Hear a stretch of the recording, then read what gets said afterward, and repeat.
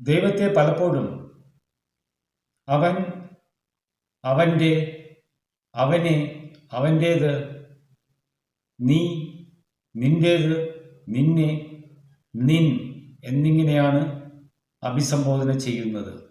ഗാനരചയിതാക്കൾ പലപ്പോഴും ദൈവത്തെ ഇങ്ങനെ സംബോധന ചെയ്യുന്നതിന് കാരണം ഭാഷാപരവും വ്യാപകവുമായി അംഗീകരിക്കപ്പെട്ട മാനദണ്ഡങ്ങളാണ്.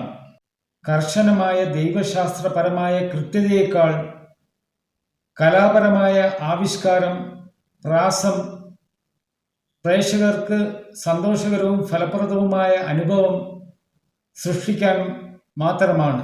നിങ്ങൾ ദൈവത്തെ സ്തുതിക്കുകയും മഹത്വപ്പെടുത്തുകയും ചെയ്യുന്ന ഒരു ക്രിസ്തീയ ഗായികയോ ഗായകനോ ആണെങ്കിൽ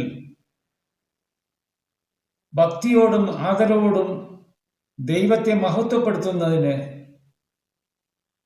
വിവേകത്തോടെ പാട്ടുകൾ തിരഞ്ഞെടുക്കണം.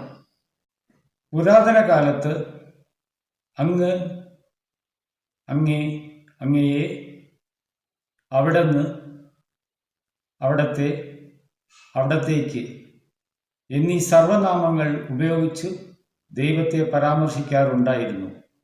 ആദി മനുഷ്യൻ മുതൽ അവസാനത്തെ പ്രവാചകൻ വരെ ദൈവത്തെ അനാദരവോടെ അഭിസംബോധന ചെയ്തതായി ബൈബിൾ രേഖപ്പെടുത്തിയിട്ടില്ല.